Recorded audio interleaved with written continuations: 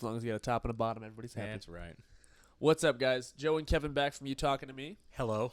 We are going to be talking about sequels, prequels, franchises galore, Yeah, we are. all kinds of stuff coming. And we're going to to try to sound really cool doing it with these microphones we're still getting used to. Yeah. I know. It sounds very sensual, doesn't it? We're very sexy guys. Well, thank you for calling 1-900. Yeah. We're In going flagrato delecto. serenade you on these. Yeah, exactly. So, I don't know. It just seems like today everything is part of a franchise. Yeah. Or trying to start a franchise. Yeah, we're kind of giving in to, we're struggling with new IP, which is kind of sad because new filmmakers aren't really finding a home anymore. You down with new IP? Yeah, yeah, you know me. Yeah. We've got, we have efforts being made like the Norseman. Yeah. I don't. It's like things like that, but they're not making the money that the franchises are. I mean, if a studio wants to make money and a studio wants to make money, they just keep going to the same well. And it's funny you say that because the Northman feels like Northman. Not Is it Northman or Norseman? Northman. See, I've not watched it yet. Close though. Close, right? Yeah, close. He's Norse. Yeah, it's weird because like it feels like it's like a Conan the Barbarian movie, but it's not part of that franchise. Right. So it's part of its own IP while not stealing, but like borrowing from other IP. Right. Kind of like with Midsummer and like The Wicker Man. Sure. So, but I mean, why not? If you don't have to, why not throw a Marvel label on and make yourself $1 billion versus trying something new? And it is sad. I'm not going on full Martin Scorsese here, saying that that's not film. Because it's not cinema. Because I think that it is. Yeah. But it shouldn't be the only cinema. I mean, there's obviously still hope. We're talking about movie theater things, but there's still plenty of platforms for new material on streaming. Speaking of Scorsese, he was very unhappy with The Irishman kind of getting put to the back burner until it had a home on Netflix. But let's face it, millions of people watched it on Netflix. It got all of the acclaim that we've gotten in theaters, all the nominations for all the awards, including Best Picture. Yeah, and he got to run it for 4 hours, which he wouldn't have been able to do in a movie And it got theater. a theatrical run too. I think it's gonna live more on Netflix, and it's got a Criterion release. Its legacy is cemented at this point. Absolutely. But I think I get what he's trying to say. 20 years ago, 30 years ago, this would be like the biggest movie at the box office. Right. People would flock to go see the new Scorsese epic that's 3.5 hours because back in the day, like epics in theaters, like you left your house for a reason. You were going to spend some time in that theater. And 100%. But no one's going to do that anymore because we're all spending so much money on streaming services and our internet now. Our attention spans are shorter than they used to be because of TikTok. And absolutely. All that, Our attention spans are shorter. We have internet on our we have entertainment on our phones. Yeah, we're always on the go now. So why go spend $20 to see a movie when I can I can turn on HBO Max and do the same thing? Yeah, you can pause it, you can pee, you can go to the bathroom. The only way to if you're going to get people in the movie theaters, you better be giving them a movie that people want to see in the movie theaters. It's got to be something big and epic like Marvel DC. Or the Avatar movies are going to be. The Way of Water. The Top Gun movie. It's got to be something that's like, I'm going to get a unique experience here if I go to the cinema. And so that's kind of the thing. Aside from Marvel, we're in the height of the legacy sequel era. Sure. And so that was kind of our idea today was, what's a legacy sequel that would get you in the theater? Right. Or what's a movie you want to see that you're kind of surprised hasn't happened already? Yeah, we were kind of talking, and I'm not going to lie, we just found out that there's a Tropic Thunder spinoff with featuring Tom Cruise's Les Grossman character, and I'm excited about that. I know. And it's probably a cynical spinoff 10, 15 years later. I want to see how they're going to do it, like approach that character. Like, what is that character going to be doing? Is it going to be like The Player with Tim Robbins kind of thing? It's going to be tough because it was great in small doses, but that doesn't mean that, Is it going to be like a political action thing right. with Les Grossman? If that's the case, I think that'd be hilarious. I mean, how many like SNL characters that people loved in 5-minute doses got their full-length movies and loved them an awful lot less when that happened? Yeah. I think MacGruber is the only one that really worked. I liked MacGruber. It wasn't a great movie, fucking hilarious. I liked it. That movie has me in stitches every time. It also got its own TV show recently on Peacock, so it works. Obviously, there were some that did well, but Sister Mary Margaret. Right? Yeah, some that did. Pat. It's Pat. Oh my god! I mean, most of them were crap. The Pat is so bad. Was terrible. And we love Tim Robbins, right, literally, like Night at the Roxbury was successful, but it wasn't great. It wasn't either. good. Yes, the Blues Brothers was fairly successful. Yeah, Blues Brothers was good. But Soul Man. but for the most part, we'll see. I hope it's good. And it's Tom Cruise. And it's Christopher McQuarrie. Right, So it is Chris McQuarrie. it'd be kind of hilarious if they just made like a Mission Impossible movie, like with all the stunts and crazy action, and it's just Les Grossman. He was a lot of fun in Tropic Thunder. There's no denying. I feel like he stole the movie. Diet Coke. He stole the movie. Ace Shit Jack stole the movie. is our property. That's right. Yeah. So I guess we're looking forward to that. For a movie that hasn't been announced or like there's any inkling of it happening, I've always thought The Nice Guys with Russell Crowe and Ryan Gosling. Why is that not a franchise? Movie. You know? Yeah, it was great. And it's like Shane Black always does that. Like he'll do he's really good at like buddy cop movies or just like the buddy. Sure. Well, not cops in that film, I guess, right. But like Kiss Kiss Bang Bang is kind of the same way. Great movie. Yeah. Also, would have loved to have seen a sequel. Also, to that. Downey Jr., who's in Tropic Thunder. Val Kilmer, which Val Kilmer couldn't make a sequel now, right? But regardless, The Nice Guys, it felt like it was like they were setting up a story. Yeah, they were setting up a franchise with these two like private eyes, and it's like with two great actors. Yeah, it was funny. They had great chemistry. It's a cool era, 70s LA. I can't think of the little girl's name in it that played his daughter, but she's kind of blown up since then. Yeah, what else was she in? She was Ned's girlfriend / the newest girl in all the Spider-Man movies. Betty Brant. Yeah. And that's in the movies. Yeah, right. Betty Brant. I can't think of the actress's name. Yeah, I don't know either. For a second, I was like, was she on Stranger Things? I'm like, no, I don't think so. But she was in the Spider-Mans. The Spider-Mans, yeah. The Spider-Mans. But yeah, The Nice Guys always seem like it'd be like, that's prime choice for a franchise, and especially since we're living in a lethal weaponless world now. Right. Like, when I was a kid, those movies were the shit. Everybody loved them. Which, the 97 was the last time we had a lethal weapon movie. So. A movie that I think would work as a sequel, because I'm still bitter about the cancellation of the show, is I want another Serenity movie. Oh, yeah, Firefly. I know Alan Tudyk is gone. Yeah, R.I.P. And Booker's not in gone. real life. But, right, as far as their characters go. But that's a show that should have gotten more of a chance. Obviously, I'll be bitter about that, along with millions of other people until the end of time. Joss Whedon kind of shot himself in the foot. Yeah, absolutely. Yeah. But that's a story that we all kind of want to still see keep going. So. Sure. Yeah, it's a great franchise. I've only seen bits and pieces of Firefly. I mean, it's fairly easy to watch because it's one season. And the movie wasn't set up for sequels anyway. Really. No, it was supposed to be like a conclusion. Bookend, right. Yeah. I will say this. And we were kind of talking about this earlier. The difference between the Legacy franchise and the old franchise model from the 20th century versus the ridiculous franchise model we've got now is the way sequels used to work is you would make a movie, and if it did well, you would go back to that well and say, great, let's try to milk this one for another one. You'd make a sequel, and 99% of the time it wouldn't be as good as the original. Almost never.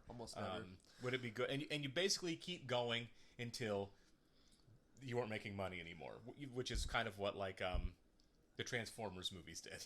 Yeah, you go until you peter out. That's the most Transformers is probably the most recent example of that. Yeah, there's millions of them. Marvel is kind of doing that now, not in the sense that like it's bad. It's just that they told a story. Now it just kind of feels like just keep making stuff. You know what I mean? Just keep making stuff. But I mean, at least Marvel has a plan, right? They've announced. Do they? They've announced the next two phases. Yeah, they've know got what a plan. Doing, I guess.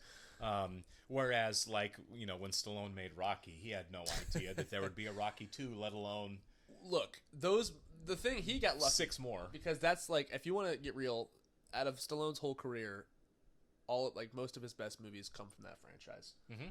And it's funny because the Rocky films, they're not necessarily great cinema, but they are good movies. I think the first one is great cinema. I would argue that Rocky 1 is great. Best picture winner. Yeah. The quality dips a bit, but it also gets more fun because Rocky 1 is a great movie, but at the same time, it's not rewatchable. It's not the most rewatchable. It is not. Even Rocky 2, pretty slow. Mm-hmm. But it's still good. You're into it the last half of the film. 3 and 4 are the standouts for me. They're action movies, yeah. They're great. That's the cocaine era of cinema. And then 5 turns to crap. 5 is bad. 5 is very bad. Yeah, absolutely. But you bring up a good point, and I think that we don't talk about this enough. When you're talking about the movies you love versus the movies that are great, no one talks about the rewatchability factor. And the rewatchability factor is huge. Yeah. A lot of people will tell you that Shawshank Redemption is their favorite movie. right? Yeah. Their favorite movie. I know a lot of people that say that. And one of the reasons is it's easy not to the watch. best movie ever, but it's rewatchable. Yeah. If you were to set me down and say, do you want to watch Shawshank Redemption or do you want to watch Lawrence of Arabia? Ooh, yeah. Yeah. Lawrence of Arabia is considered a much greater film, but I'd rather watch Shawshank any day rather than watch Lawrence of Arabia again because it's not rewatchable. Because that's speaking of like people wanting to go see a movie, like if you left your house, you want to be out of your house for like hours. That's one of them. 4 hours long. Yeah, because it's not like meant to be like watched every single day. You go to the theater and you watch it and you have a great experience. You talk about it for the next 6 months. Yeah, exactly. And it's there's a lot of people that can do that. Like I know some people are like, "Oh, I love this movie," and it's like 4 hours long. And I think watch it all the time. I saw Patton Oswalt say that he watches Lawrence of Arabia like once every 6 months. Well, and I couldn't do it. It's just it's different strokes for different folks. But also, it's like nostalgia or like when you first saw it. I think like the only movie that I really have that I can do that with is like The Irishman. And I have a dog at home, so like when I leave the house, I leave the TV on for her, and so like I put like long movies on. Joe's a softie. Yeah, I'm a dog dad. So with The Irishman, it's like I'll go to the store, I'll put it on for her, and I'll come home and like I'll just sit down and like watch bits and pieces of it, and it's so goddamn watchable that you can just get sunken in. Same with Shawshank Redemption, that was always on TNT. Always on TNT. I think that's how a lot of people discovered the movie. Yeah. Well after its theatrical run.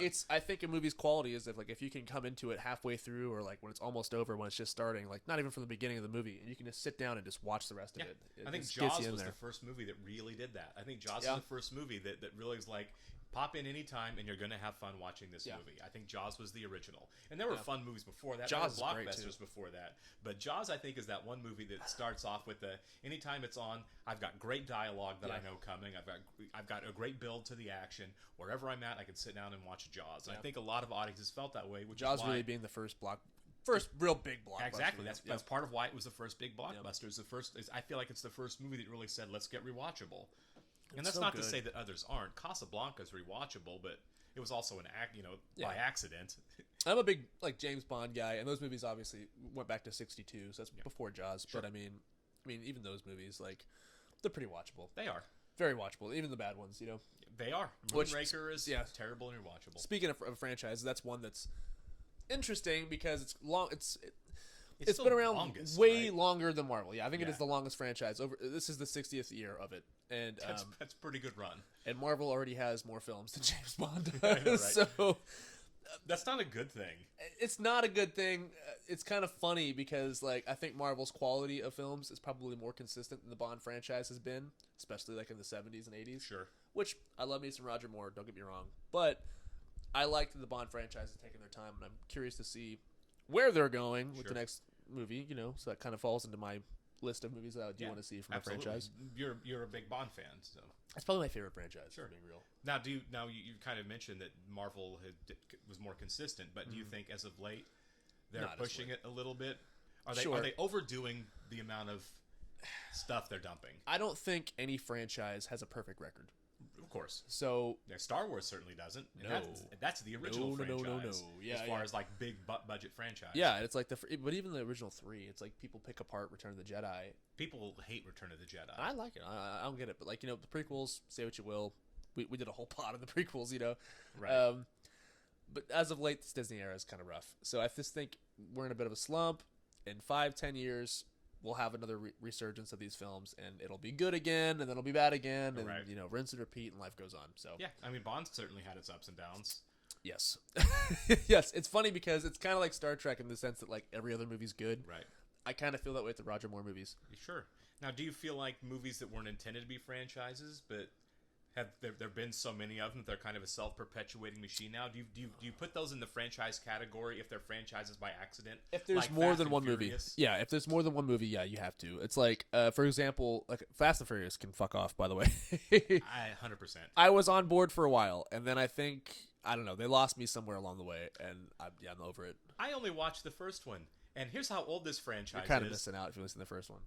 The first one, there are bad guys in LA stealing DVD players. Oh yeah, that's how old this is. Yep. And then I never watched any more of them because I just didn't care about the first one, right? And then I'm seeing trailers where like they're jumping cars from building to building, and the casts have exploded into all these superstars and all this like superhero they go James to space Bond stuff. Yeah, and it's like, what happened to street racers in LA stealing DVD players? It's so far from that. Look. I love Too Fast, Too Furious was Didn't like see it. Yeah. amazing when I was a child. Now, See, that's not the great. key words, though, right? When I was a child. When I was a child, look, it's like when they brought it back in like the early yachts, like 2009, I think is when the fourth one came out. After the Tokyo Drift one that had a different cast, right? Yes, I know that. I didn't Tokyo see it, Drift, but I know that. not bad. Some pretty impressive editing in that movie. But regardless, Fast 4 and then up until 6 or 7, not bad. That's when they kind of like built their reputation as a power franchise, though, right? Okay. Yeah. The Rock got introduced.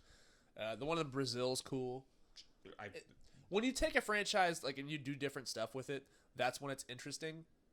You can kind of get stale. Sure. You don't want to jump the shark, so to speak. I feel like a car in space is jumping the shark. Yeah. Didn't see it. They took a Pontiac into space. Right. I didn't see it. Like you say, Brazil. I don't know what that even means. Besides the fact that it's a country in South America. I don't know what Fast and Furious was happening there. But. It's kind of cool. It's like it's more of a heist movie. So it's like they did a heist movie and it worked out well. But yeah, that franchise. I think we spent enough time with that. Sure. all I know is that franchise is all about family. They lost their goodwill. Like honestly, like I can.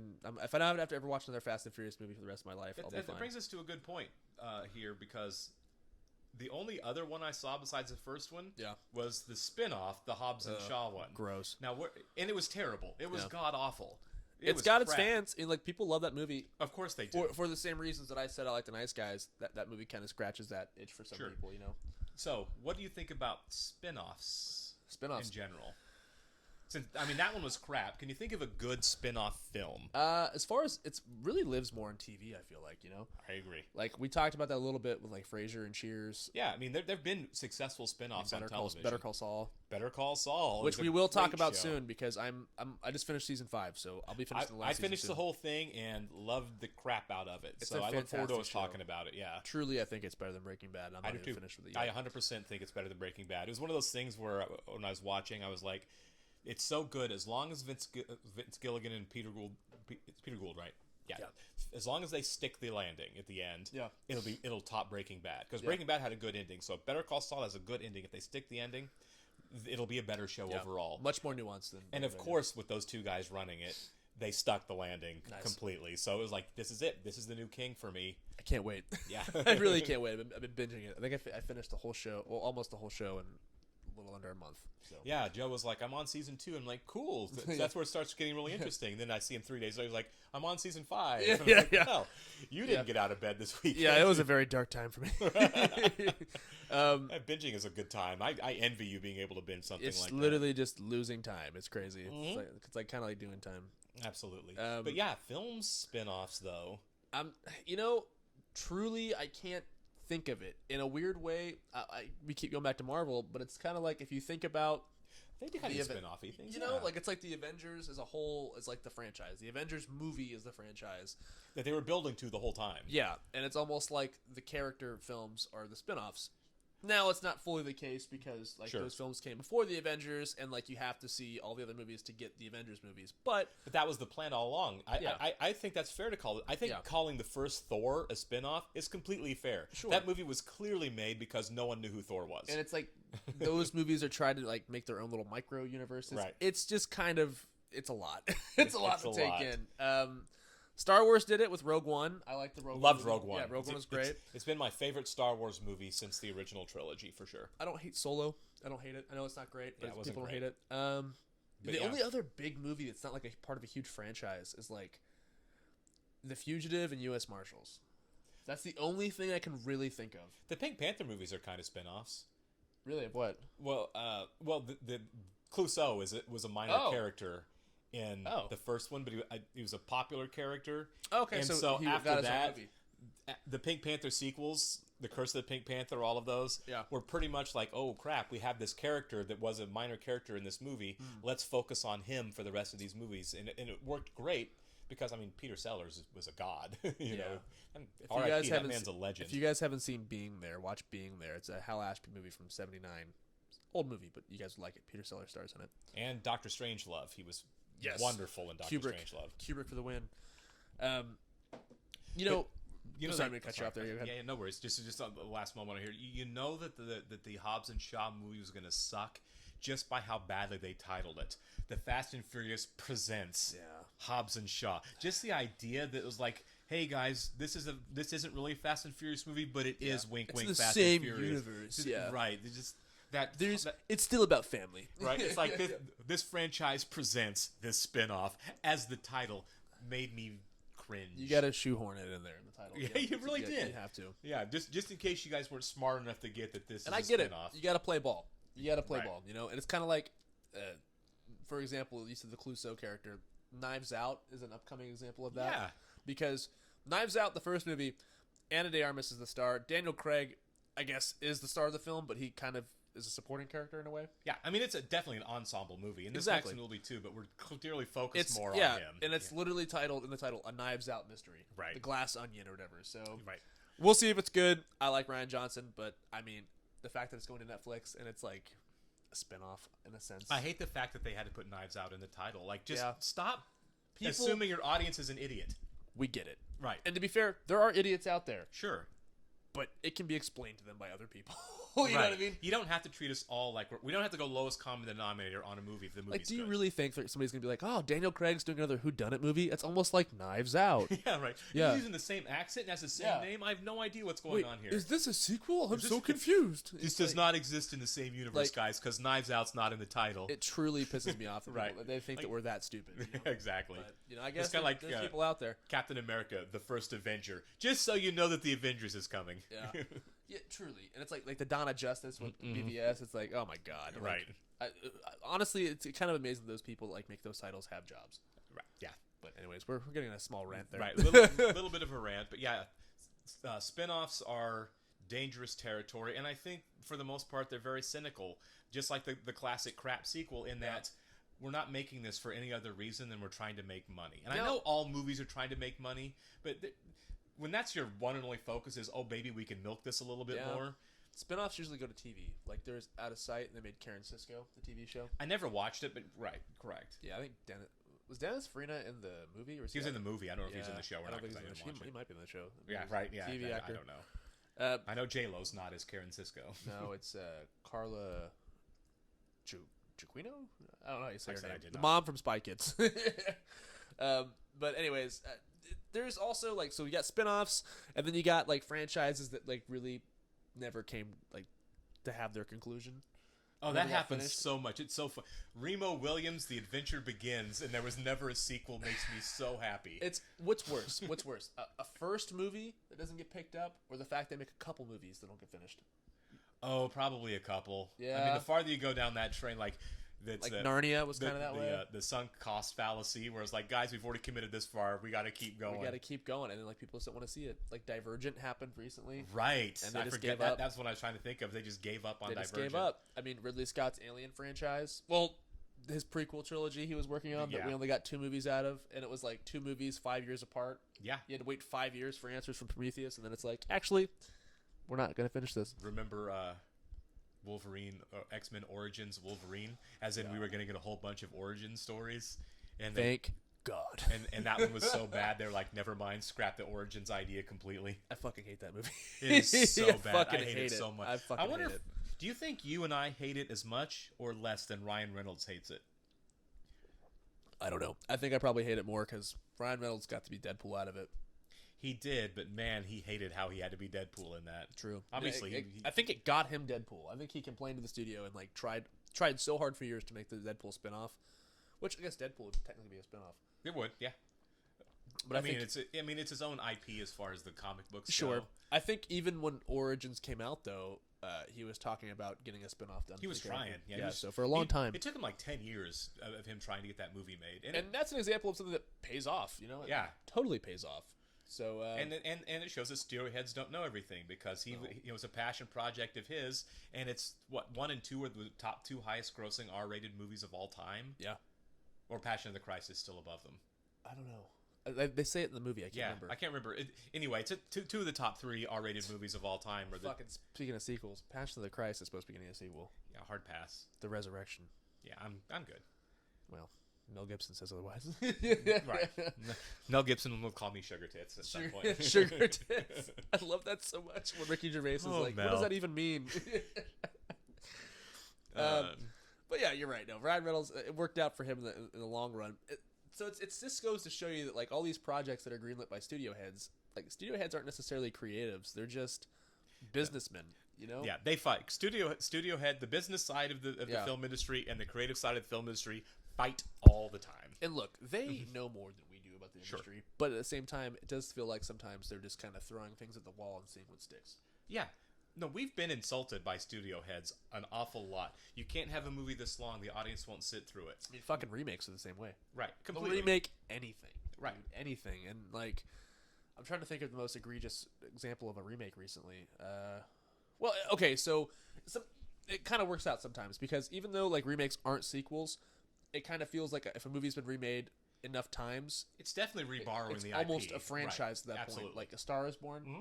Was there 3 or 4 movies now? At least 3 that I know of. Yeah, exactly. Because Judy Garland, Barbara Streisand, and then now we got Lady Gaga's movie. So I mean, that works. I think Scarface is kind of in the same wheelhouse. Sure. With the 30s film, the Pacino film, and I think forever they've been trying to get a remake for that. But they've done bad ones lately. You said what a bad was Ben-Hur. Now that you mentioned the old stuff, they remade Ben-Hur and should not have. I know, with the guy from Boardwalk Empire. Yeah, and honestly, that kind of ruined his career. It did, and should have. But also, you have like movies like. Would you consider the Planet of the Apes movies to be remakes or reboots? Because a reboot and a remake are very similar.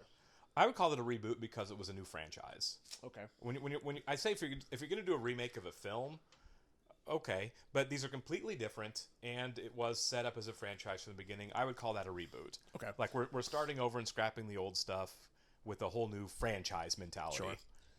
In a weird way, it's kind of a remake then because you're remaking, reinventing. It's reinvention, I guess, of the franchise. But it was an origin story too, which we didn't have in the originals. It's weird. The original Planet of the Apes movies are strange because they go back in time. They leave the planet, and they go to Earth, and then you get to see the rise of the apes again. Yeah, the rise, and then the war, and then the nuclear bomb ending it all. Yeah. Yeah, it's like, and I think Caesar was a character in those movies. They were always on TV when I was a kid, and I honestly get them confused. I didn't watch most of it. I've seen the first 2. I think I had the Blu-rays back in the day when those movies were being released in theaters, and they're dark. Like, they're actually some pretty dark sci-fi. If you guys want to check out the first 2 with Charlton Heston. I mean, it's a cautionary tale about how people suck. But then again, so are the remakes.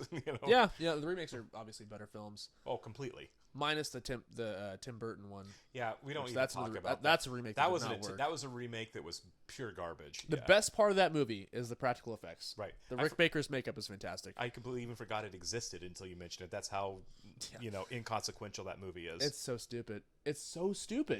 And it looks really good. That's the thing. Is it's a really good looking film. And the cast worked really hard as far as the ape characters. They worked Tim Roth worked his ass off Michael to get Clark that down Duncan right. Is great. Yeah. To Paul Giamatti. Those guys worked.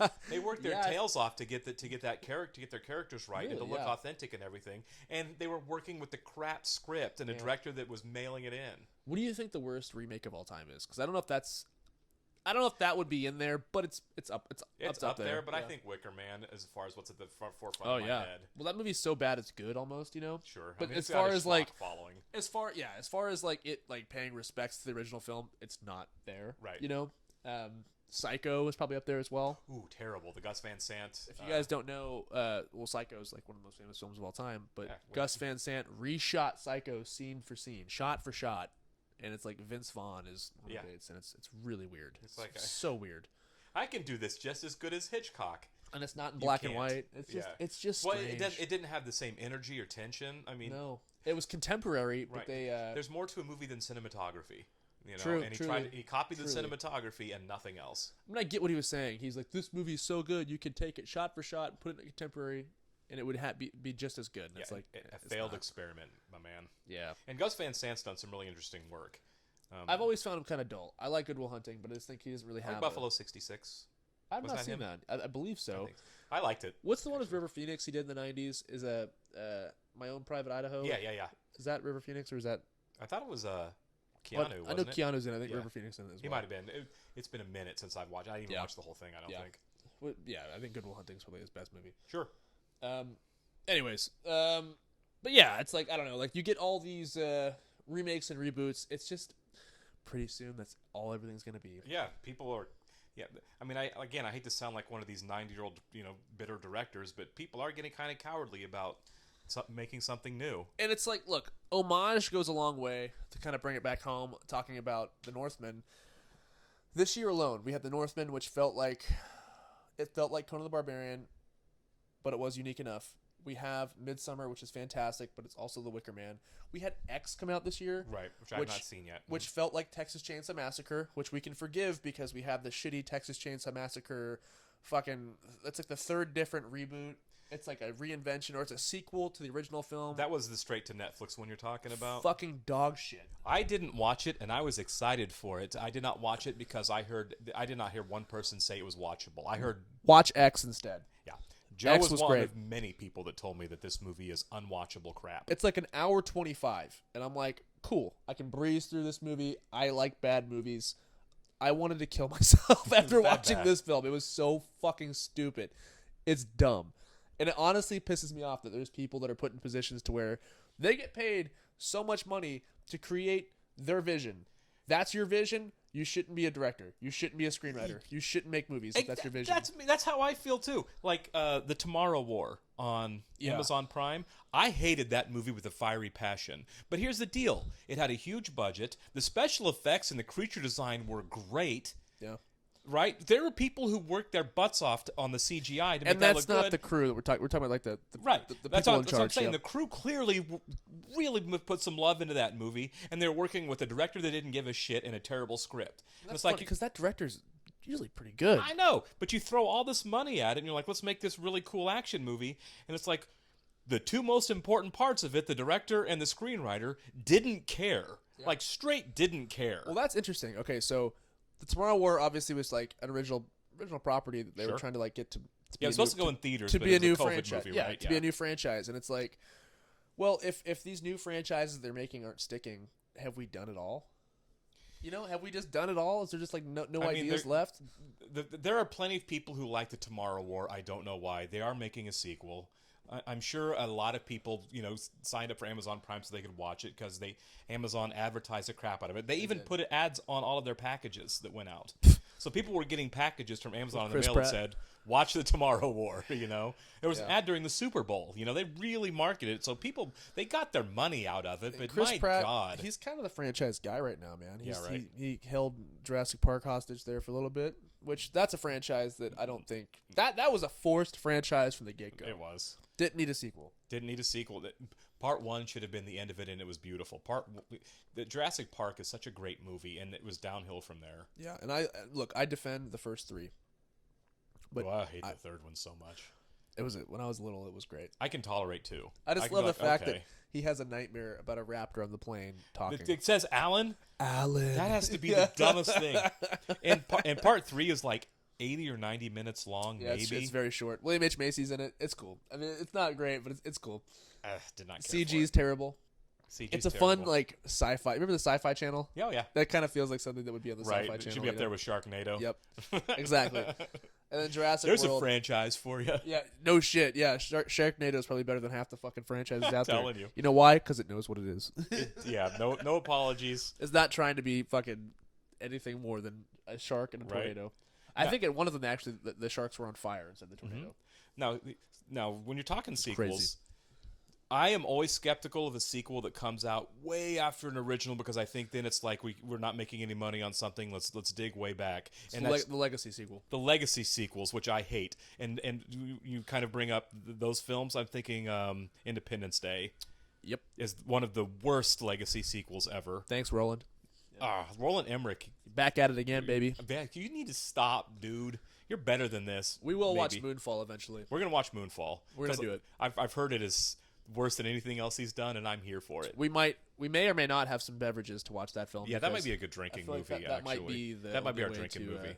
To watch it. Yeah. Right. But that's why it's so surprising how damn good the Top Gun sequel was this summer as a legacy sequel. I'm trying to think of other legacy sequels that work. It's really the legacy sequel has really only been a horror movie thing for a while. Sure. Like, we talked about Texas Chainsaw Massacre, and then they did like Halloween, obviously, with Jamie Lee Curtis, and Scream. Scream is a legacy sequel, which it worked. It's so hit and miss with these legacy sequels, and now it's like The with, Friday the 13th one was okay. The Nightmare on Elm Street one was not. You know? no, and it's weird because now that Top Gun was such a hit, Bruckheimer's coming back. He's doing Beverly Hills Cop 4. Yeah, I saw that. And you know what? I'm excited about it because I love the cast. It's like, I mean, I guess they already made Coming to America, the Right. sequel, which was not good. Nope. So I hope Beverly Hills Cop 4 is good. 3 was not good. But 3 was terrible. I love the first two. The first two were wonderful. I Yeah. love the second one. Yeah, Tony Scott, man. Like it's Great time. a great movie. Hopefully, I kind of hope they do a Beverly Hills Cop 2 thing with the fourth one. I mean, like just continue like make a movie like that looks like a Tony Scott film. I loved it. You know, It was basically a funny action movie rather than a comedy with Eddie Murphy that has some action. Brigitte Nielsen. Yeah. I had a crush on her when I was a kid. Everybody had a crush on Brigitte Like Wilson. 6'2", and I was into it, man. I was like, That's hell yeah. right. She's tall and pretty. Yeah, badass bitch. There's another one that's coming out here soon that I can't remember. Another Legacy sequel? I believe so. I mean, it's nothing is sacred anymore. It's like No. pretty soon they're gonna make the Goonies too. I feel like, you know, Right. Well, I there's been internet rumors for years about attempts to get a Breakfast Club remake or Maybe that's sequel what. Yeah, done. I think that's what I was thinking of. Which And I they need hope to it doesn't not. happen. The Breakfast Club is a great movie, a great standalone movie. Leave it alone. In fact, we've spoken of this. I think it's okay to reboot a movie to do a complete remake Yeah. if it was a bad movie. Yes, absolutely. When you're remaking great movies, you need to stop. Like the Psycho one, right? You need to stop. The Wicker Man, you were going to fail from the beginning. don't You were do it. remaking a really good movie. But there are bad movies that get remade into good movies, and I totally think that's fair game. Remake like Cobra. Yeah, exactly. Ocean's 11.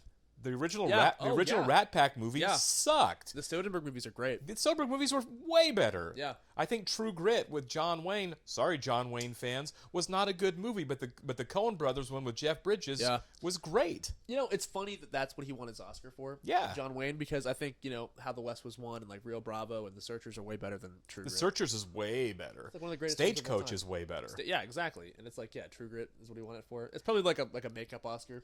Yeah, they happen all the Yeah. time. He's got an eye patch. Denzel got one, so why not? Yeah. so why not And John Wayne? I love Training Day, but like he should have won for like Malcolm X, you know. Yeah, the But, year before that was a makeup Oscar. Like yeah. we're sorry we didn't give it to you for Malcolm X. Leo got one too, you know. Yeah. But you're right. Make a bad movie. Like remake a bad movie. Try again. Yeah, exactly. It should be like a second try. We're sorry.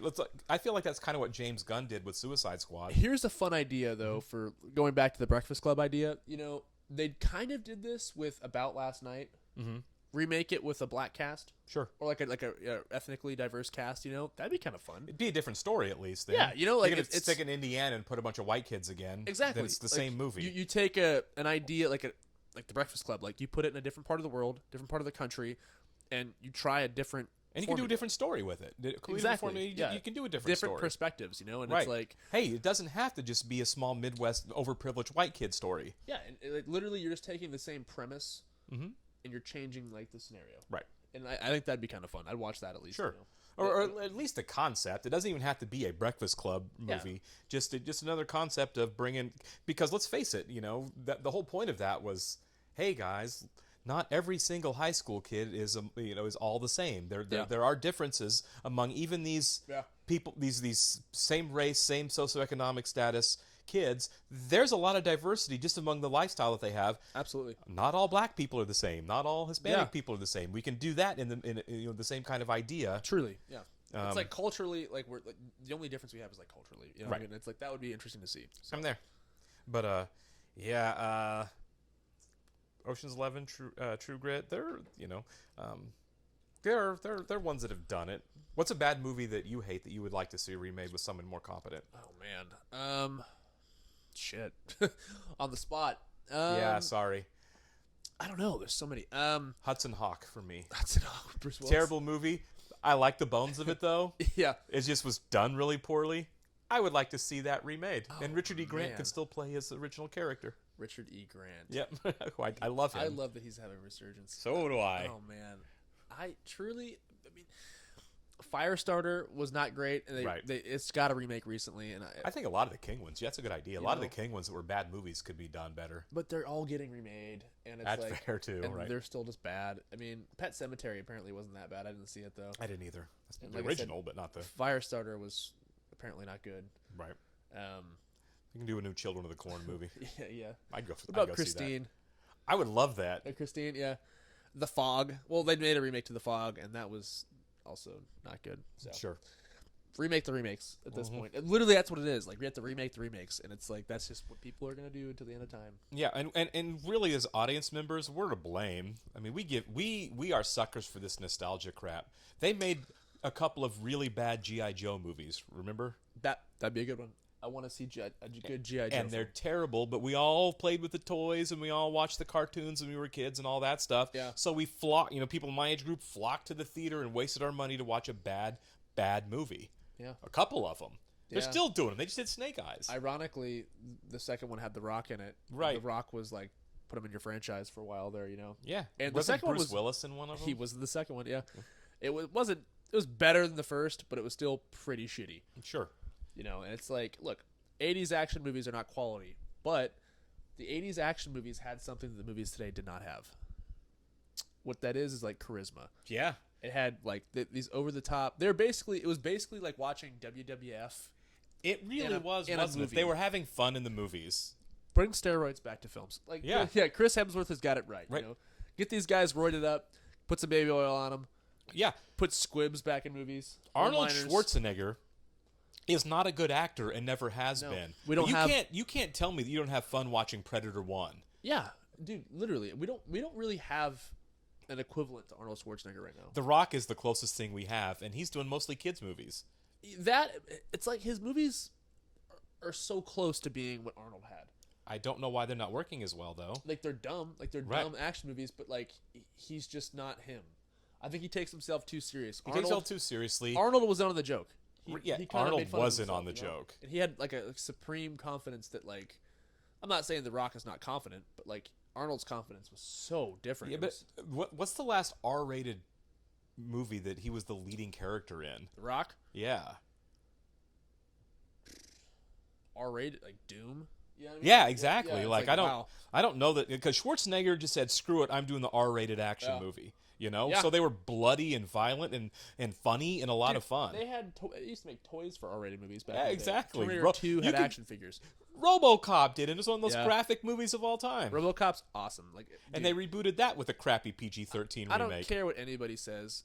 If I'm gonna show my kid RoboCop one, I'll be like, yeah, RoboCop's a lot he'll of fun. love it. If he's a middle school kid, like here you go, watch RoboCop. Seriously, I was like 11 or 12 when Yeah. I saw it for the first time, and I didn't die. And we turned out fine. And we turned out fine. because you know what? We know it's make believe. You know? Exactly. Yeah, it's Turns out it wasn't real. There Yeah. aren't robot police yeah. yet. Unfortunately, Just drones. unfortunately, Detroit is real. So, just kidding. If you live in Detroit, we're not talking shit. Right. Eminem is pissed right now. Yeah, but yeah, we don't have that in action movies, do we? No. And that RoboCop one is a really great example, because now when we're rebooting all these old R-rated action movies or doing sequels to them, what are they doing? They're PG. The studio heads are PG-13ing them out, like they did with the last two Die Hard movies. To get the younger audiences in, to get the kids in, to sell the seats, and they're terrible. They're trying to appeal to everybody. Yeah, and it's just that you lose the magic of what made it great. Absolutely. There's going to be a bad Running Man remake, and it's going to be PG-13, and it's going to star The Rock, and it's going to suck. Yeah.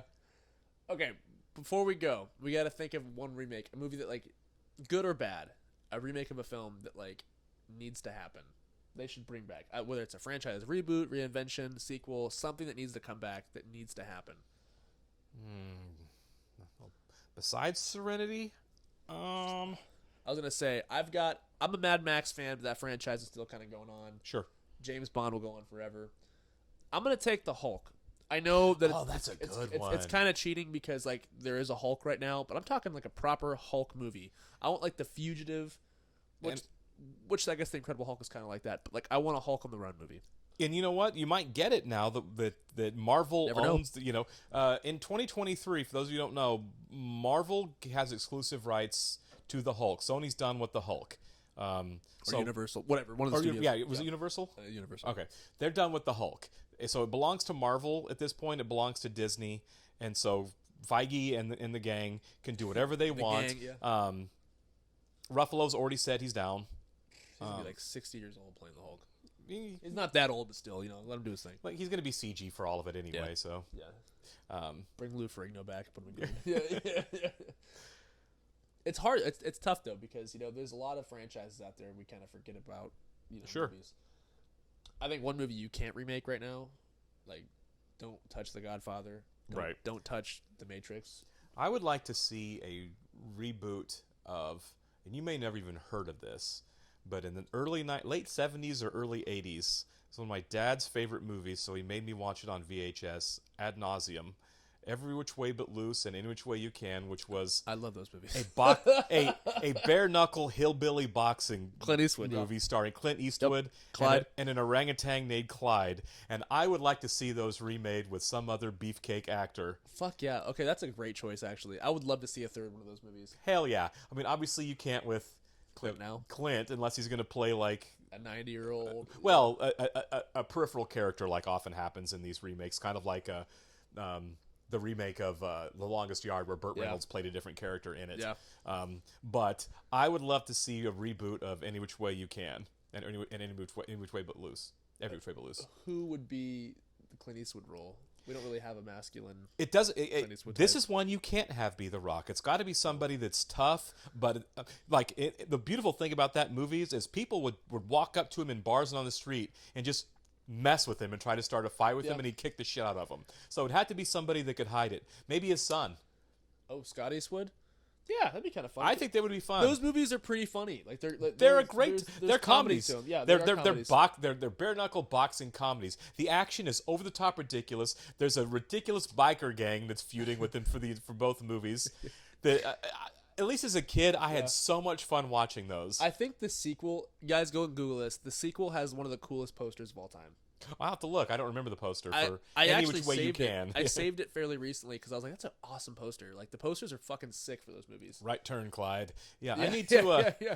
Yeah. I want Hollywood make that happen. I would love to see that get rebooted. Yeah, honestly, put a strong male lead. You can even do, like, a strong female lead if you really wanted to. Sure. Charlize like Theron women's MMA. Yeah, exactly. Yeah, and that'd be kind of a fun movie. But, yeah, we need more shit like that. Buddy comedies are the way to go. They are, and that would be a great time. Just over-the-top, stupid action. It's a great choice, actually. Thank you. That just popped into my head. They were on HBO Max fairly recently. Were they? If they're still on there, I'm gonna. I need to rewatch them. It's been many years since I've watched those movies. Eastwood I'm sure they're had it more right. goofy now if I watch them now as older, but they're so goofy then what? too. I'm yeah, sure. exactly. Like it's a ridiculous premise, but like, you know what? It's a movie. It's a movie. All make believe. It is. It's the True Lies rule. It is okay to enjoy a movie that isn't high art cinema that knows what it is and has fun. Let's throw True Lies in there. I want to see a True Lies 2. I love True Lies. Only if Cameron does it. I want to see old Arnold and old Jamie Lee. When I was much younger, the True Lies was the first movie when it came out that I was like, oh, I get it. It's okay to make a movie that knows what it is, that knows it's not a great movie, but it's still such a good time that I can say, despite the fact that it is what it is, that's a really cool movie. Yeah, True Lies is a cool movie. And Harry Styles kind of caught flack for describing why he likes his movie. You watch the clip of that where he's talking to Chris Pine. They're like, "Why do you like this movie?" He goes, "Because it feels like a movie that you like go out to see at the movies. It's like a movie." He just called it a movie. I get what he's saying. I like movies that you can tell this is a fucking movie. This isn't cinema. This isn't like a film. Right. This is a movie star out making a movie. I'm turning my brain off to watch this fun movie that's not. Now it's Marvel. Marvel's kind of like taking that place. Not shitting on it. I'm just saying. I want to go to the theaters. I want to have a good time. I want to watch ridiculous shit happen. Within limits. Moonfall go too far. Yeah, fuck you, Roland Emmerich. Yeah, Roland, stay home. Put the camera down, Roland. Put the camera down, Roland. It's time to enjoy your... He's got to be old now, right? Yeah. I mean, he's been making movies for 4 decades now. He can't be a young fella. Yeah, what was Stargate? That was what, 95? Yeah, it was... Universal Soldier was his first movie, and like it's been all 93. Yeah, with Jean-Claude Van Damme. Roland, you've done enough for the American film. It's time to hang him up. For the American film, yeah. Please stop. Please stop. Please stop. The moon is a hero in Moonfalls, from what I understand. What's his next one gonna be? Sunfall. I don't. It's got to be something like I don't know. There's gonna be a sentient tidal wave that's walking that's walking between the mountains looking for a town to destroy. It's gonna be like the planets that are just like hurtling towards Earth or something. Right. It's There's gonna be a war something. between Venus and Mars. Not the people on Venus and Mars. The planets. planets themselves are gonna be at war, and we're just along for the ride. And there's gonna be some dipshit in the audience watching the trailer for that, going, "I got that that see looks that good. looks awesome. Yeah, I Earth's can't wait gonna to be see throwing that one. tornadoes at Mars, and we're all gonna be like, yeah, that's the one. I got it. I got it. I literally got it. He's gonna make the first theatrical Sharknado. Oh, he should. That remake Sharknado with Roland Emmerich. Give him That's right. all the money. Put in the Jeff world. Goldblum in it. Yeah. Put Jeff Goldblum, Patrick Wilson, Halle Berry, the Put 'em fucking all, biggest right? cast of all Judd time. Hirsch. Just put all of his. Judd Hirsch. Just yeah. put all of his people in it. I would love to see Judd Hirsch as the star. Okay. Judd Hirsch is the leading role in that movie, Yes. and like Goldblum and Kurt Russell in supporting roles. I want Judd Hirsch to be the star, and I just give him like the hottest, like co-lead. Oh, give him like Margot Robbie. Margot Robbie Yeah. is his girl. Yep. The movie ends with him getting into a convertible saying, "Let's ride, babe." Let's And ride, she babe. crawls Yeah. into the second. Okay, if Roland Emmerich, if he can make that movie, I will take back every bad thing I ever said about you. I'll go to the theater and watch it, and I don't go to the theater and watch Roland Emmerich movies. No, I'd watch it twice. Anyways, we are running low on battery here, so we're gonna log off, guys. Isn't it sad that we just talk out of our asses until the battery goes dead? I mean, yeah, yeah. Like, I mean, that's the dream, baby. If you made it this far, thank you so much for hanging out with us for a while. And you know what? We really do want to hear what you guys want to see for like a sequel, prequel, whatever. Yeah. Whatever you want to see, we want to hear it because we want to interact with you guys. So comment, like, subscribe. What's your favorite Roland Emmerich movie? Stargate for me. And if you've never seen a Roland Emmerich movie, proceed with caution. Yeah, lucky you. My favorite Roland Emmerich movie? The Patriot? Sure. I don't even It was a hit. I don't even feel good about saying that. Right. Independence Day 1 was a hit, but when you watch it now, it's like, this is Welcome crap. to Earth. Yeah. It has its problems, not the least of which is the Macintosh computer that is alien software compatible. yeah. Randy Quaid. Randy Quaid. All right, guys. Well, have a great rest of your day, and we will see you soon. Bye-bye.